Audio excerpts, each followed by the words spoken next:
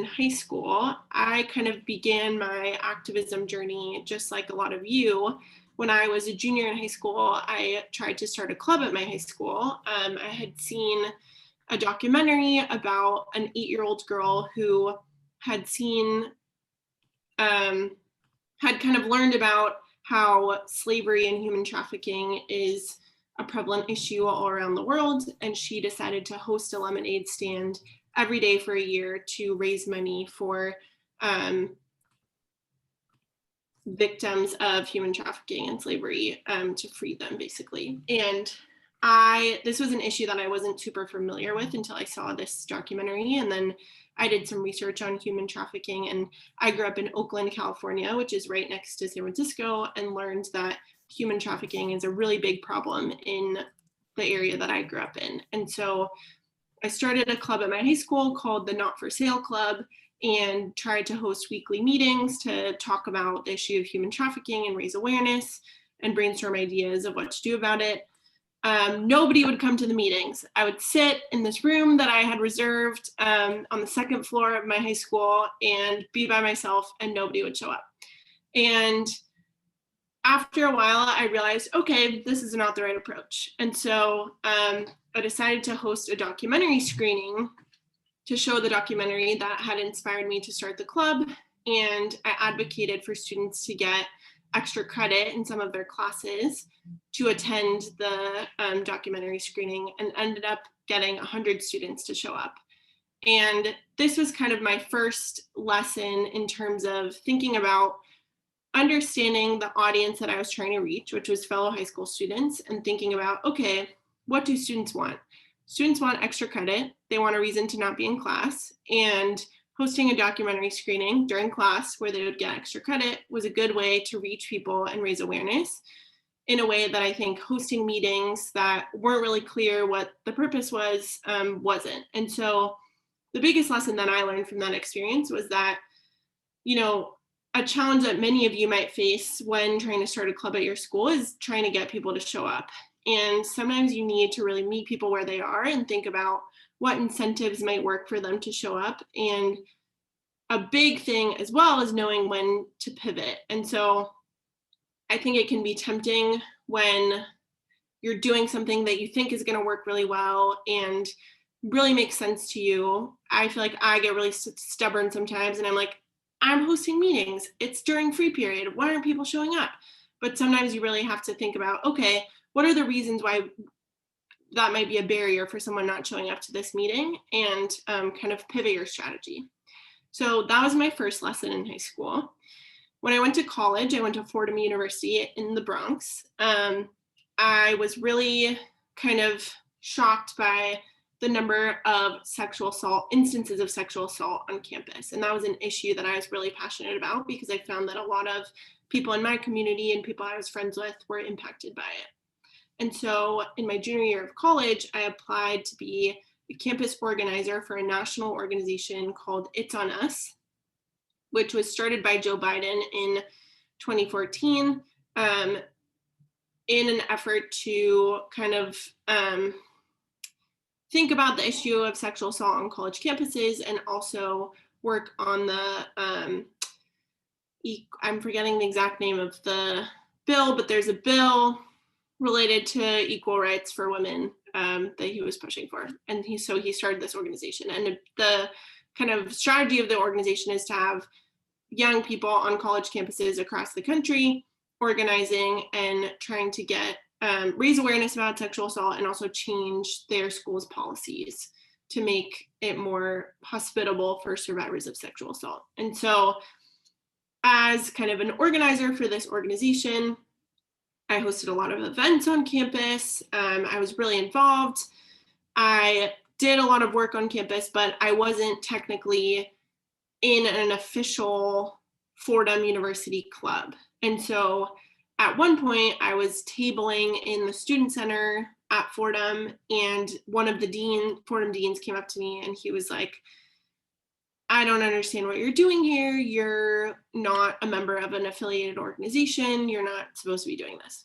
And it's true. I was kind of breaking the rules. I wasn't technically supposed to be, tabling on campus in that way. And it was tough because Fordham is a pretty conservative institution overall. And so it was hard to figure out if it was worth being affiliated as a club. There's a, super long process to get, the approval to be an official club. And so it didn't feel worth it to me at the time.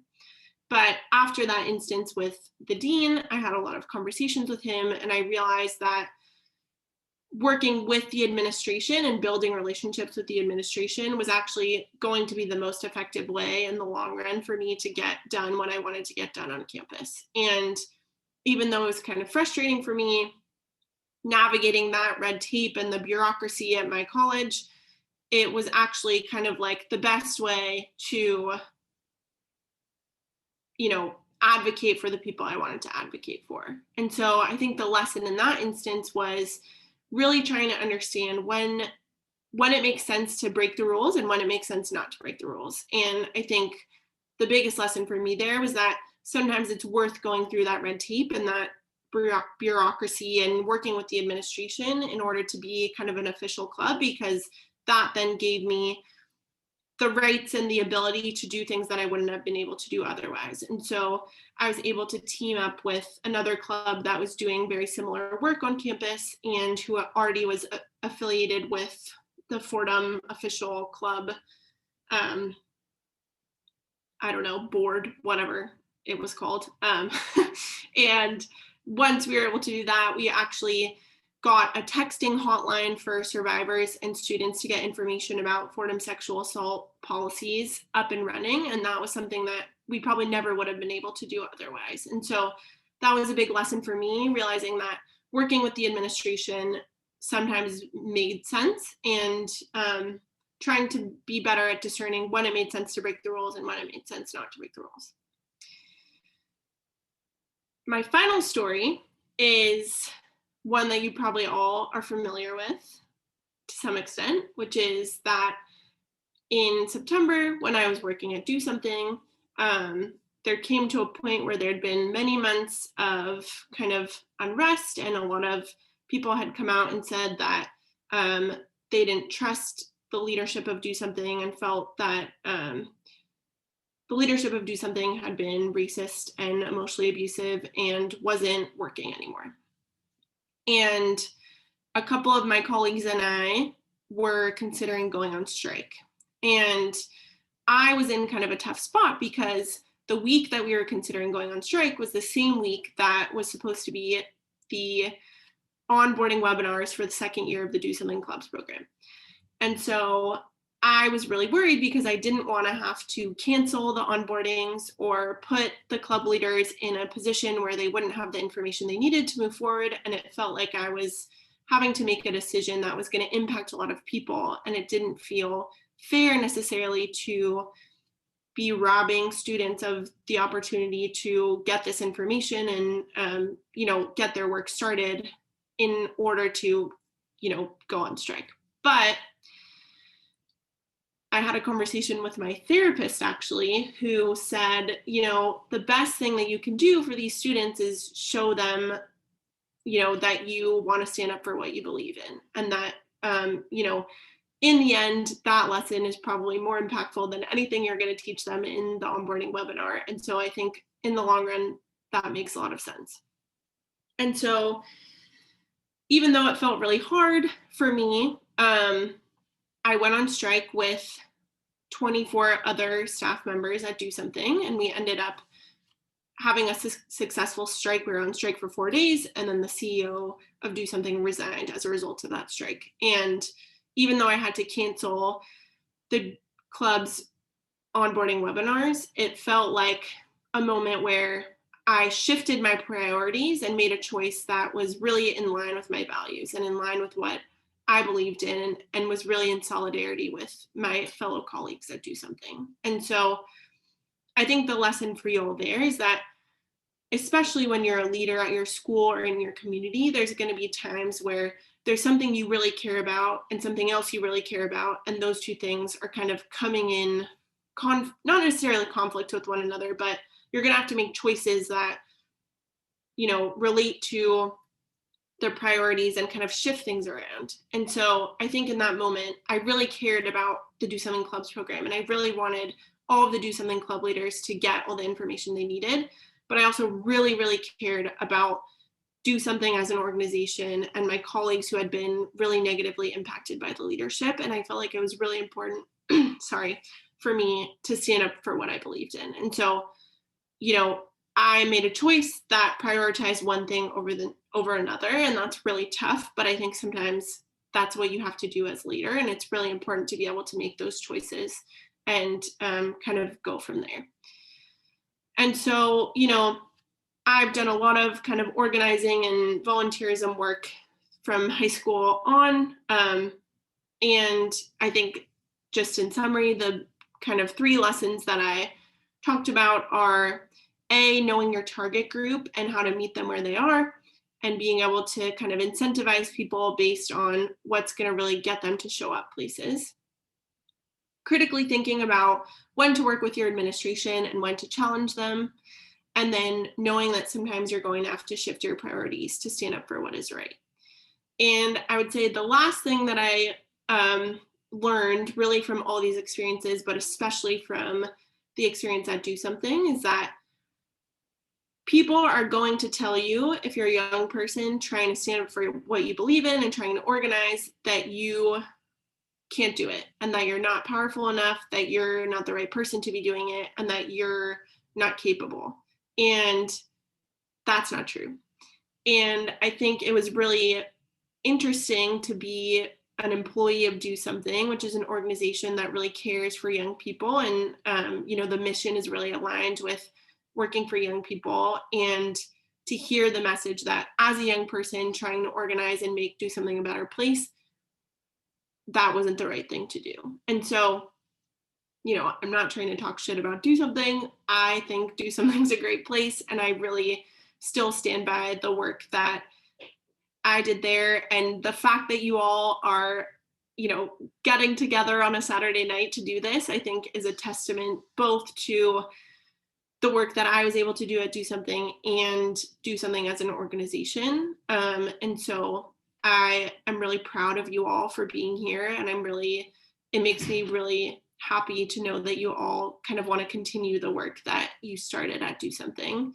But if anyone ever tries to tell you that because you're young, you're not capable or powerful or, strong or able to do what you want to do to change your community, don't listen to them, because it's not true. And I think there's plenty of examples of ways that young people are fucking shit up, sorry for my language, and making the world a better place. And you all being here right now are a great example of that. So yeah, I think that's it.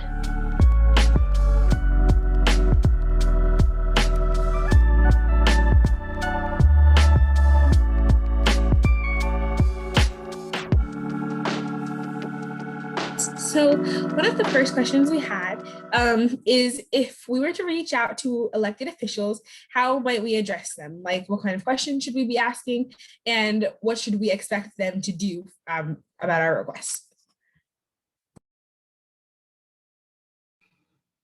That's a good question. I think that this is probably an annoying answer, but it really depends on what issue you're trying to advocate for and who you're contacting. I think there's a lot of really good resources for understanding who your elected officials are and what they're responsible for. And I think something that I learned that I hadn't really known before this past summer is that when there are campaigns like around defunding the police or something in response to an instance of police brutality, for example, in a specific area, and people say, send emails to this person or call these people, they often have filters on the kind of like canned emails that people prepare that make it so that if I send the email that, Black Lives Matter kind of like wrote up for me to send, they'll be able to filter those out usually. And so the point being that I think it's really one of the most useful things you can do is be really specific and really understand who you're trying to talk to and what you're trying to advocate for. And, you know, that can be as simple as like taking something that's already written and kind of changing some words around, adding your personal touch, why you care about that thing to the email to make sure that they understand kind of your personal relationship to the issue. Or it can be, you know, as kind of effortful as writing up a whole script of things that you care about and what you want to talk to them about when you call them. There's an app called 5Calls that I used to use a lot and should be using more, but have not done it in a while, where, and I'll put this in the chat. It's called 5Calls. And it makes it really easy for you to look up your zip code, and it shows all the elected officials in your area and then kind of like hot button issues that those people are considering at any given moment in time. And it has all the information that you need to contact them via phone, and it'll give you a script of what to say. And that's a really easy way to call your representatives and talk about, you know, whatever's going on in your community at that time. Something else to consider is that a lot of times elected officials will take most seriously the complaints or comments lodged by people who live in their district. And so while it's not irrelevant to call someone in Minnesota or California if you live in New York, it's most effective if you're calling the people who you've elected, presumably, or who are like the officials for where you live. Yeah, I hope that's helpful. Yeah, that was your question. Sorry. Yeah, that was a great answer. Thank you so much. So another question we have is, what are the next steps that we should take to take this kind of volunteerism and activism from high school and into college? Great question. I would say, obviously it depends on where you go to college, but at Fordham, where I went to college, there are a lot of clubs that already existed. And so most of the issues that I wanted to organize around already had a program that existed. And so I would say the first thing to do would be to probably take a look at what programs or clubs or things already exist at your school or in the area where you're going to be going to school, and consider joining one of those, because I think a lot of times it's useful to be working with students who are older than you, who maybe have experience with the administration, who kind of know what's been done before. Something I noticed when I was at Fordham was that, especially in terms of like anti-racism organizing on campus, there were kind of cycles where students would be advocating for the same things over long periods of time, but then they would kind of wait out students until they graduated. And so, you know, when I was a junior in college, I was advocating for the same things that someone who had graduated a long time ago had been advocating for. And so I think that's something that in both in high school and in college, because you're only there for a certain amount of time, can be really difficult, is to like really put roots in the ground and set up a foundation so that organizing can continue after people graduate. Because oftentimes I feel like school-based organizing is really based around like one or two people who are really passionate and really involved. And so it's nice when there's kind of like an infrastructure that already exists. But if you are to find that there isn't something that exists and that, or it's not, you know, happening in the way that you want it to, I feel like that was my experience at Fordham when I wanted to do organizing around sexual violence on campus, and there wasn't really a club that existed. I found an external organization that I applied to that was giving me resources. And so I think that's another really great option. And then I would say keep doing what you're already doing, because you all have built this network of people who are in different places, and you're clearly passionate enough that you're continuing this work even when you don't have the support of an organization. And so I think that's a really great place to start in terms of thinking about things that you can do on a national scale, but also things that you can do in your local community, and then getting support from other leaders across the country. Thank you. So we have about 3 or 4 more questions.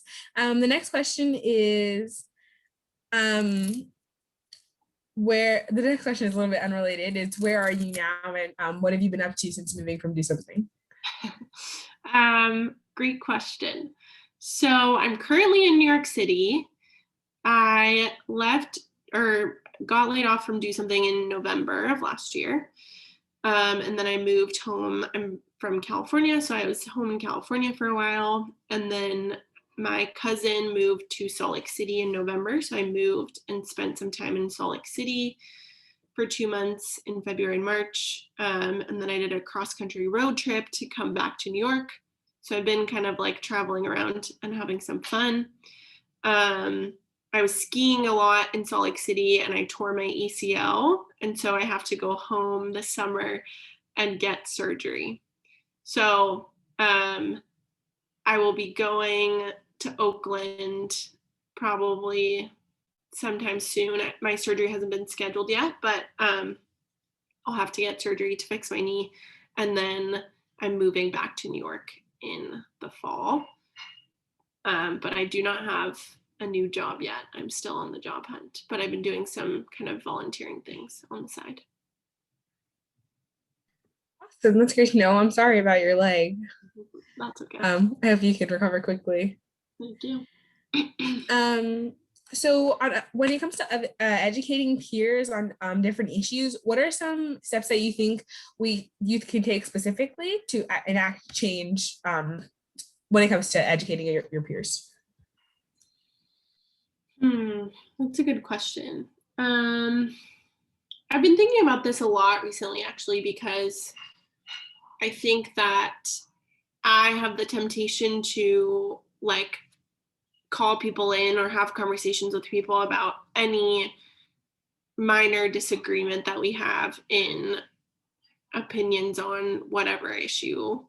And while I do think it's really important to disrupt or to call in people if they say something like racist or sexist or homophobic, I think there are also strategies to consider in terms of when it's going to be most effective or when someone's going to be able to hear what you have to say, I guess.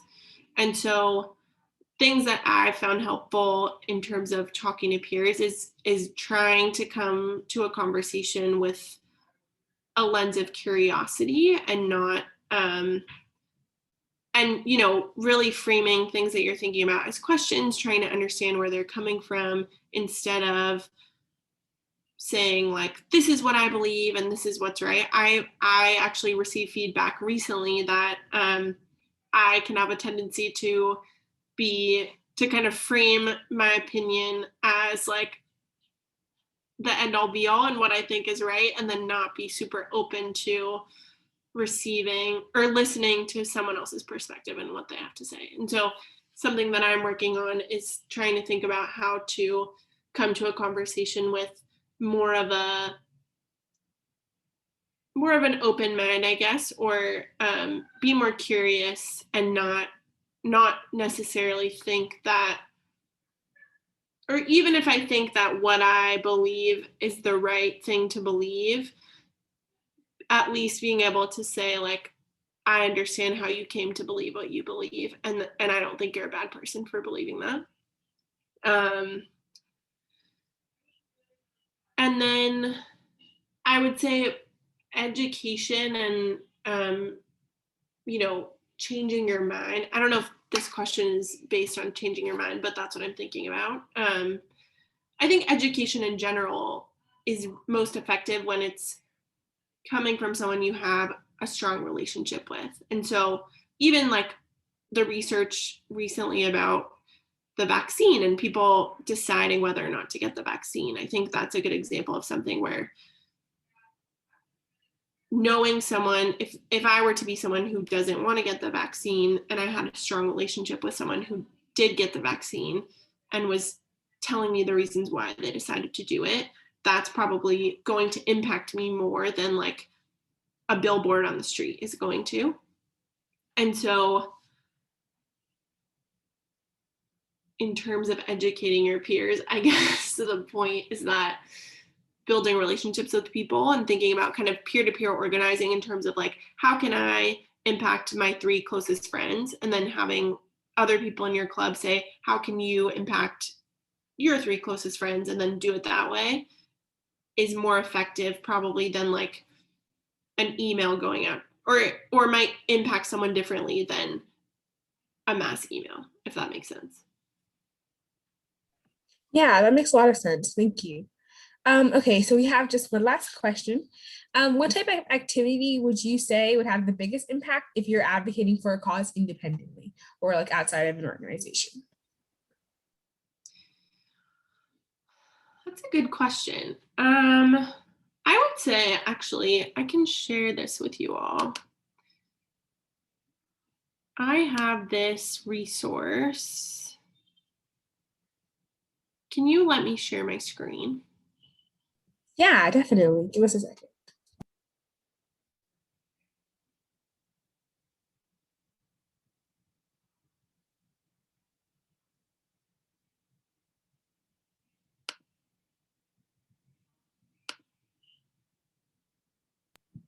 Reem, are you able to give her those permissions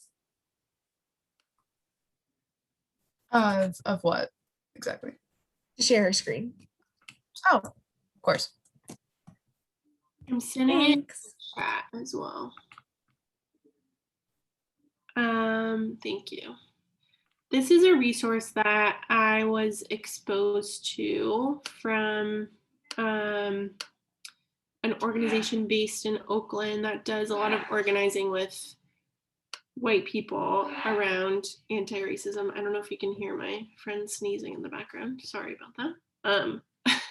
But the purpose of it is to write down all of your skills, resources, and relationships, and then think about how the things that you have access to, being your skills, resources, and relationships, can be applied to whatever issue you care about. And so, you know, this example person put website design, running social media campaigns, having a regular salary, their church community. Obviously, this is going to look different for every person, but I think it's a really useful way to think about kind of like what you have access to and then how that can be applied to whatever issue you care about. And I think the reason why this is useful is because I think often, and especially, you know, the way they kind of framed it in the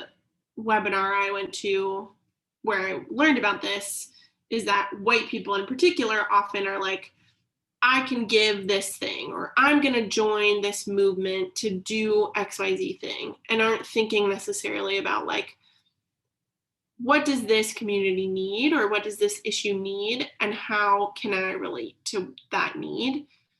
And instead of like assuming that I, Maddie, can provide XYZ thing to XYZ community, I can think about like what I tangibly have access to and then how that's going to apply to the issue. And I realize this is kind of like a roundabout way of answering the question, but I think it's just a good way to think about like,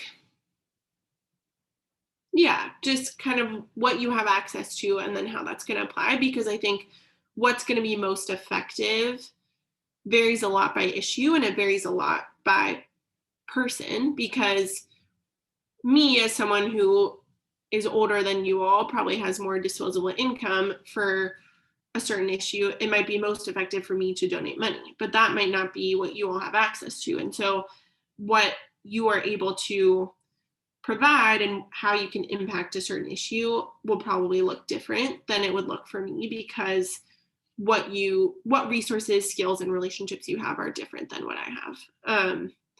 And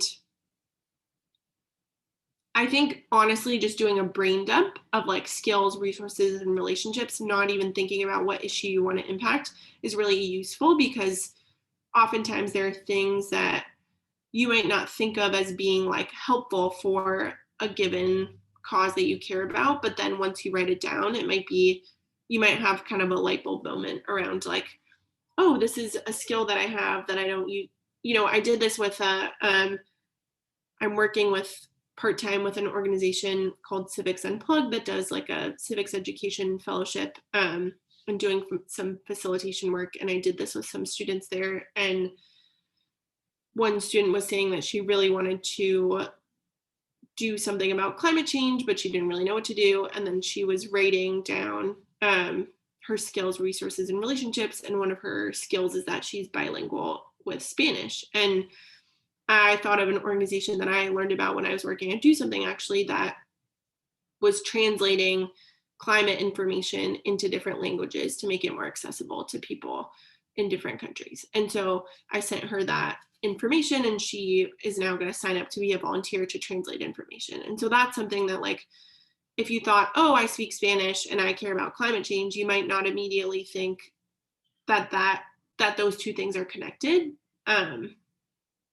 Yeah, and so I think that's kind of like one reason why this is useful. And it's probably really useful to do like with your club or in a group, because then someone might think of something that you would not think of immediately looking at your skills, resources, and relationships. But that might help you apply what you have to the issue you care about. That was an awesome response. We'll definitely have to take a look at that. Thank you so much. Yeah. So we've come to the end of our Q&A. We appreciate your time. I asked Maddie a question. Sorry, go ahead. No, it's okay. I had direct access go to it, but yeah. Did you want to read them out, or did you want me to read it? Yeah, I can just take a second. Okay.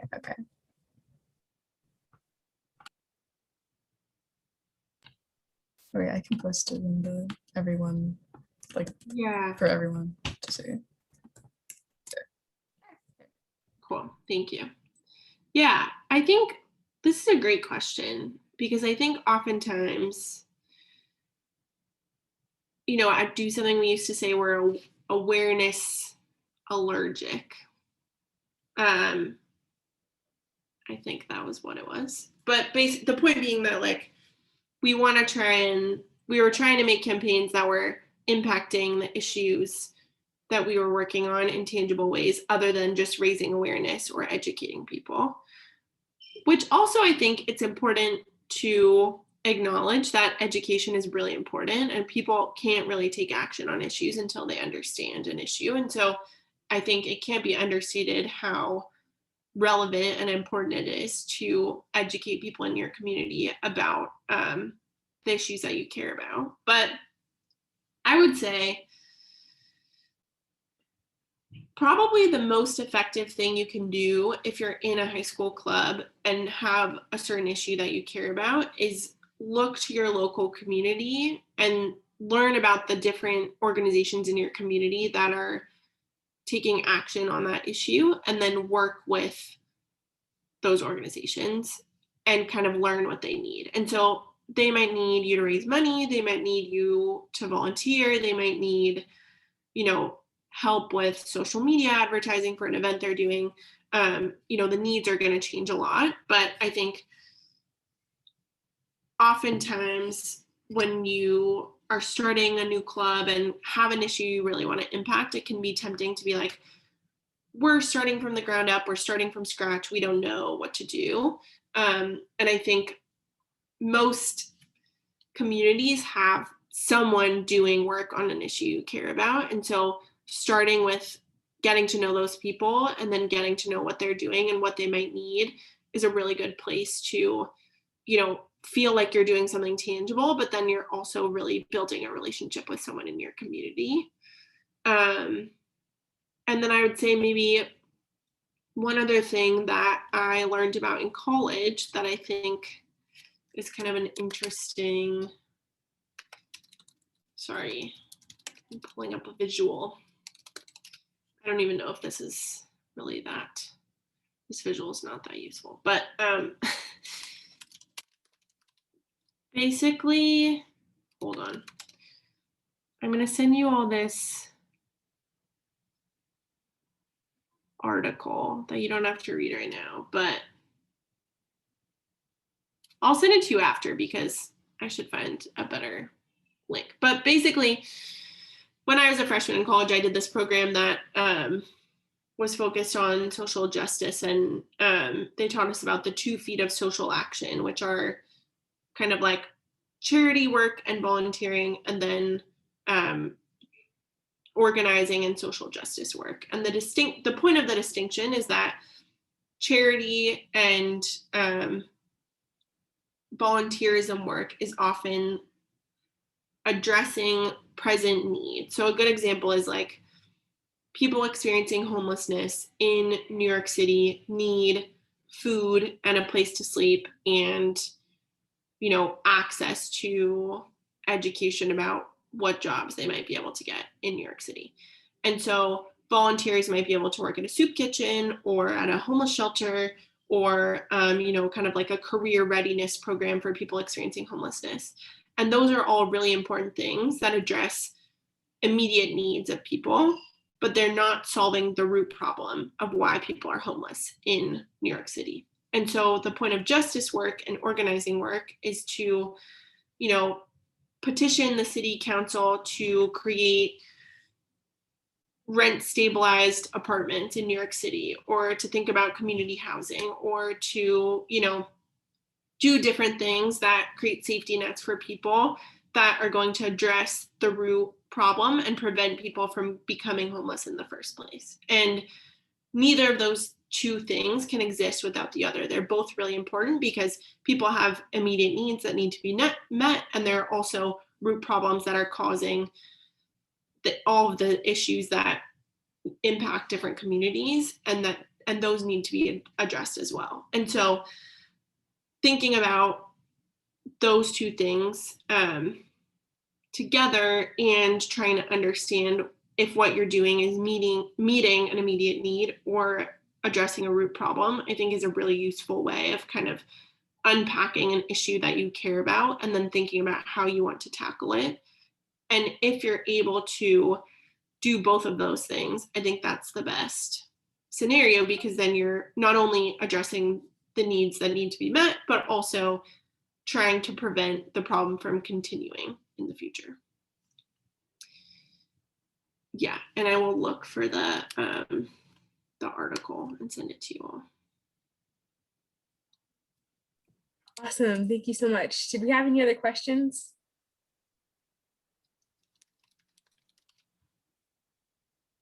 Okay, it doesn't seem like it. We really appreciate your time. I know we all learned a lot, and then we're going to be able to come back to some of these resources in the future. So we really appreciate your time.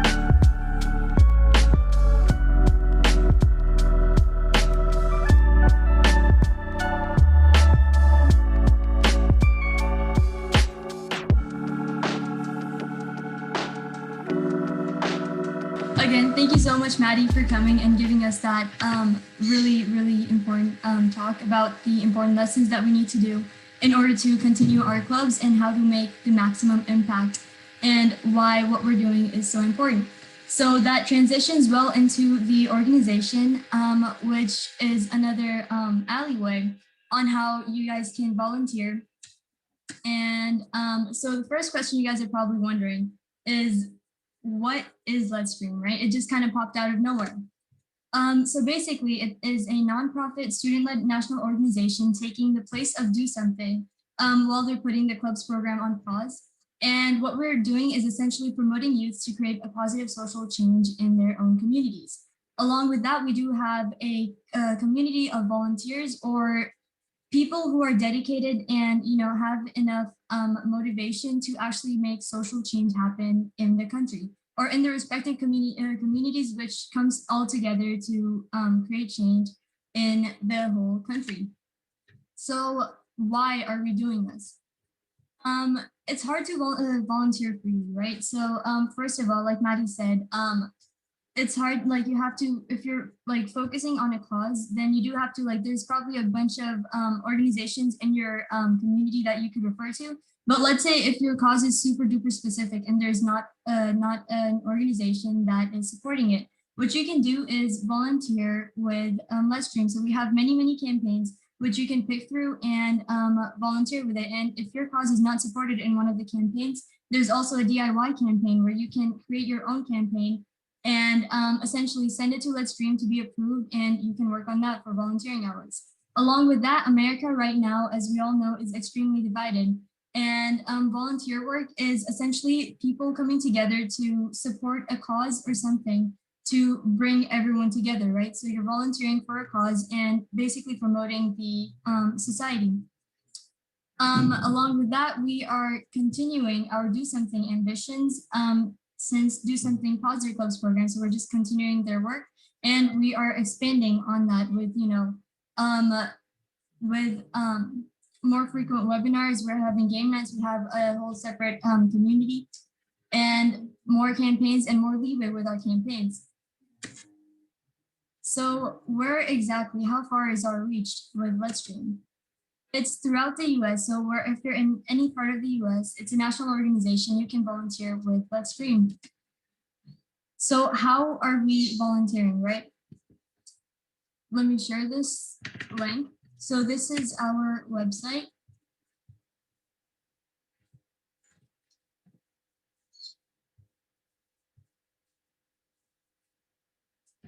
You too, bye Maddie. So if you guys go to that website,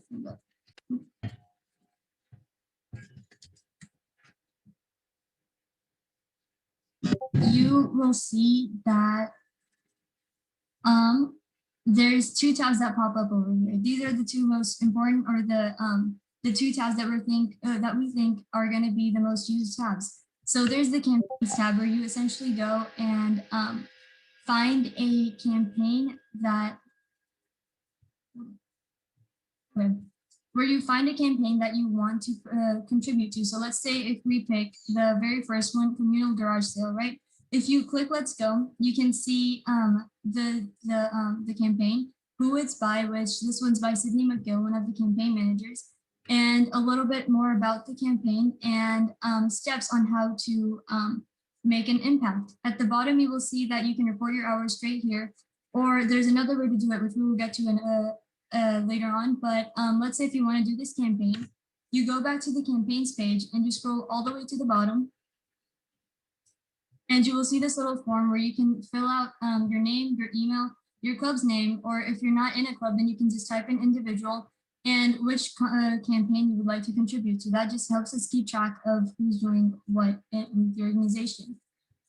Let's say if you finished your campaign, now you can go to the volunteer hours tab, or click that submit volunteer hours button at the bottom of the campaign page. And over here, you can either submit your hours for either the DIY or the Do Something campaigns, which is a separate form right here, which has a little more free responses instead of multiple choice. Or you can submit your hours for a Let's Dream original campaign, which will be through this form right here. So if you click the form, then like I said, there's just a bunch of questions that you can answer and say what campaign you did and all that. Along with that, there's also a bunch of other things. So if you're not yet, but want to participate in the clubs program, you can go to the clubs program and fill out this little interest form. And at the bottom, you will see, if it loads. My computer's super slow right now. I have like 20,000 tabs open. But yeah, some of the club leaders that are associated with the organization. And there's also an about section, a contact section, another place to get submit your volunteer hours, and a news section. So in the news section, you can see our last newsletter. And at the bottom, you can also see our past newsletters that we've sent out, and you can sign up to get newsletters. And at the very bottom, we have a little video about Let's Dream and a little bit more about the organization. Apart from that, there's the about section where you can either see who we are, so the executive officers and the directors, and a little bit more about them. what we do, what our causes are, and about our mission and what we hope to accomplish. I think that covers everything. Along with the also on volunteer hours, if you have something, a reason for why you cannot submit the form, let's say if you've been doing like 5 campaigns and you haven't submitted your form and you don't want to go through all the pictures and submit the right ones, you can always email us with the names of the members who earned the hours, what campaign they earned them from, and all the pictures in one file.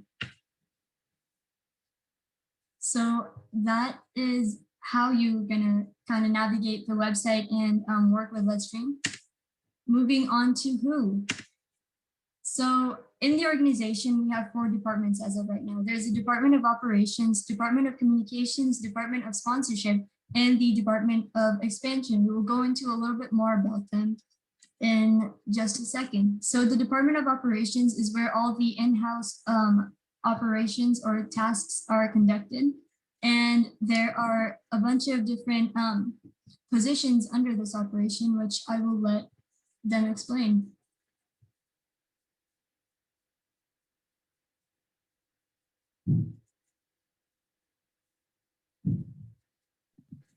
Hi, so I can start. My name is Pilani Balmorgan, and I'm part of the campaign management team. And social campaigns and movements' role in society is not necessarily to just achieve an agenda or to change certain laws.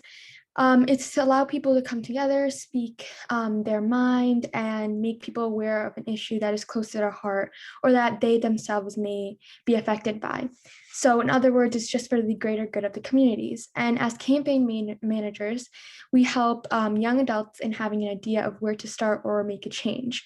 And the campaigns themselves are centered around major topics of reform, some examples being racism and gender equality.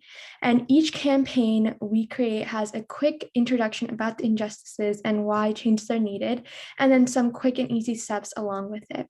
We try to exemplify the fact that no matter the size of the impact we're making, it's just a step in the right direction. Hi, my name is Zora. I'm the interim graphic designer.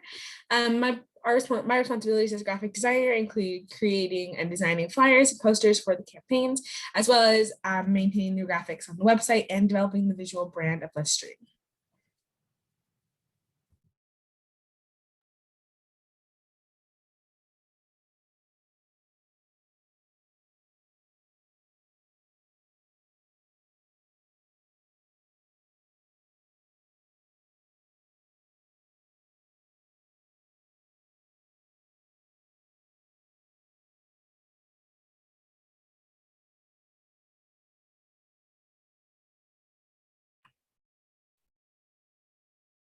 All right, okay.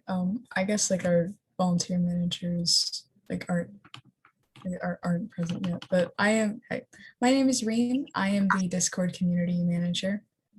I engage with the members of the Discord server and I try to provide a welcoming, positive environment where just everyone feels loved and try to just promote people to build relationships with each other. If you are in the Discord server, you might have seen that like we have like daily questions of the day. I was responsible for like coming up with those and like setting that up. And I hope to host more fun activities in the Discord server. Sorry, I forgot to go.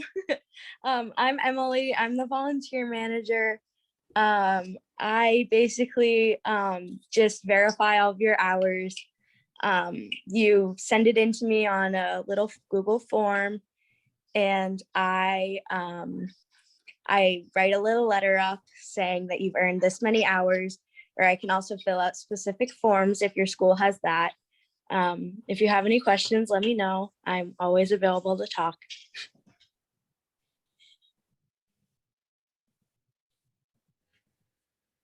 Cool, so moving on to the Department of Sponsorship. In this department, we have one outreach officer, and what they do is basically represent the organization to potential sponsors and take care of our financial needs, as well as keep track of, our banking account.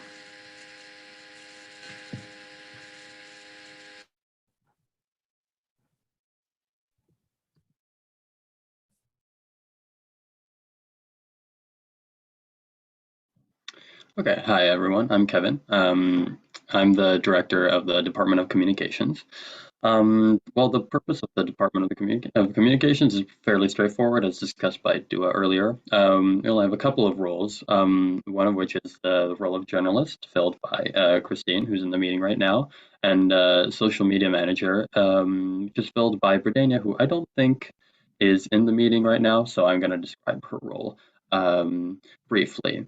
So essentially, what social media manager does, pretty self-explanatory, but maintains activity in all our social media accounts, mainly Instagram and Twitter, so we can interact with the public and everyone who's involved with Let's Stream, so we can keep everyone updated and yeah, just keep everyone posted with the goings on. Christine? Hi, I'm Christine. I'm the journalist. So basically my job is to create weekly newsletters for the organization. And these newsletters are comprised of announcements and upcoming events, and especially our new campaigns that we have every week. So my job is just to keep everyone updated on everything going on with the organization. And I've also written blog posts in the past for the website. And yeah, so that's what I do.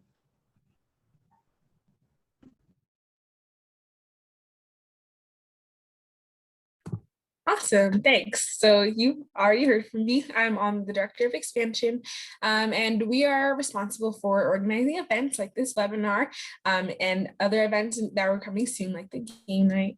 We're also in charge. We're also responsible for spreading the word about Let's Stream and expanding our organization's reach. We have a few roles under our department, which include the video editor, who is responsible for maintaining and editing weekly videos that go out on the Let's Stream YouTube channel, as well as any highlights or announcements that come in after game night and webinars. You also find on our YouTube channel recordings of the webinar like this one.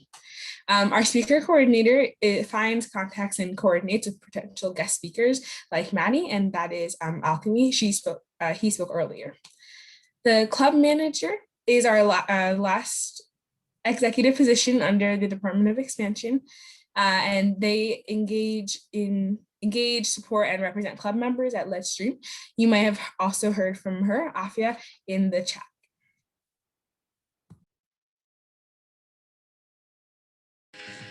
So now that you know a little bit about the organization and how we work on setting up campaigns for you guys, it's your turn to get out and volunteer and do a campaign.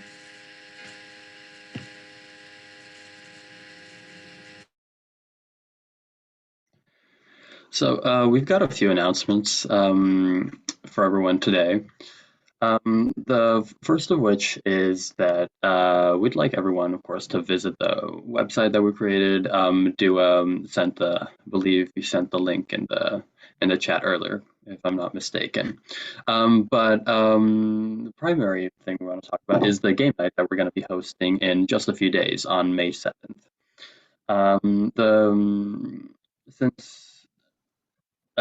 Since Let's Stream was founded, we've been creating campaigns left and right, and we've been working really hard, but we haven't really gotten the chance to get all the departments together and all the members to interact with each other. So we want to give everyone a chance to do that.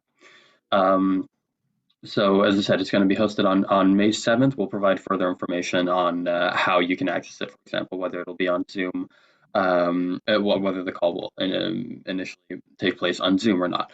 That'll be coming in the next few days. But what we can tell you now is that the game night is going to be hosted on a website called backyard.co.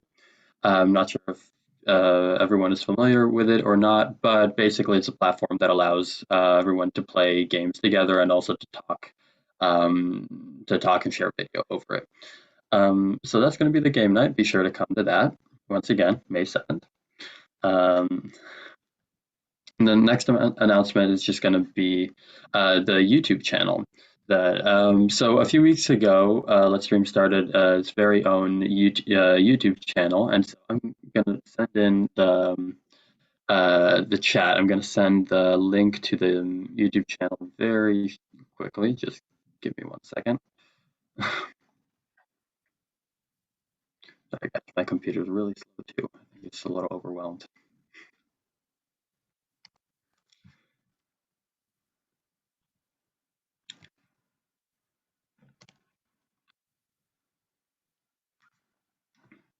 Okay, that should be the link. Please let me know if it's not working or if I need to send it again or something like that.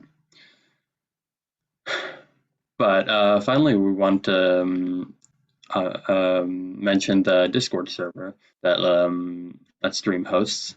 I'll send that link in the chat too. Just 1 second. So yeah, so the purpose of the Discord server is basically just to keep up to date with whatever's going on and to give everyone a platform on which to communicate with everyone else, whether you're an executive member of Let's Stream or not. So once again, let me know if you guys are having any trouble with the Discord link, but that should be it. If you haven't joined already, please do so you can keep in contact with everyone and just stay updated on what we're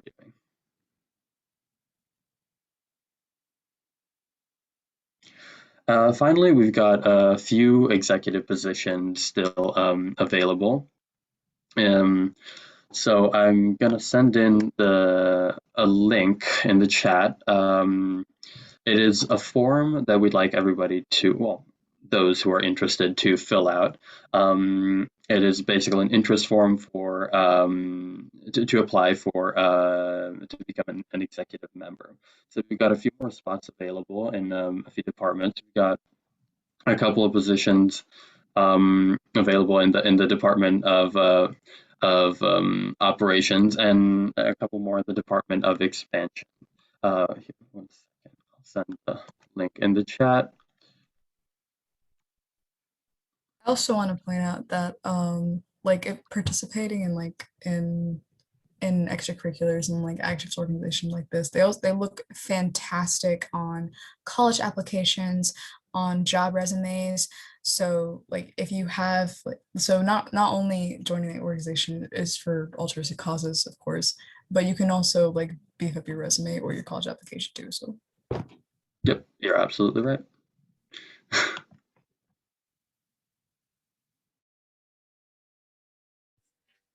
So I think that's all the information that we had for you guys. Do you guys have any questions about the organization in general?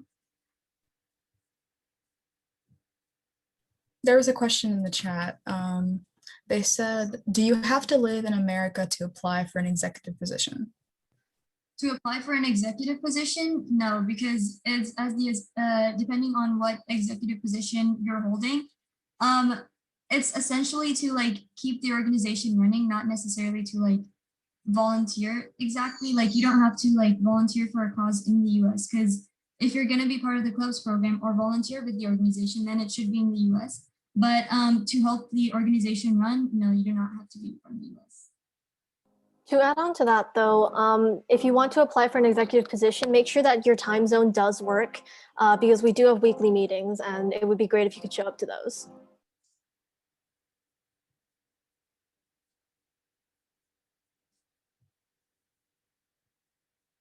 Any other questions?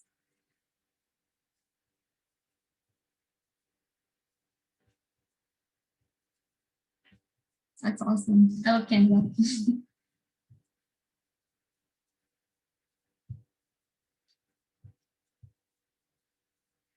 All right.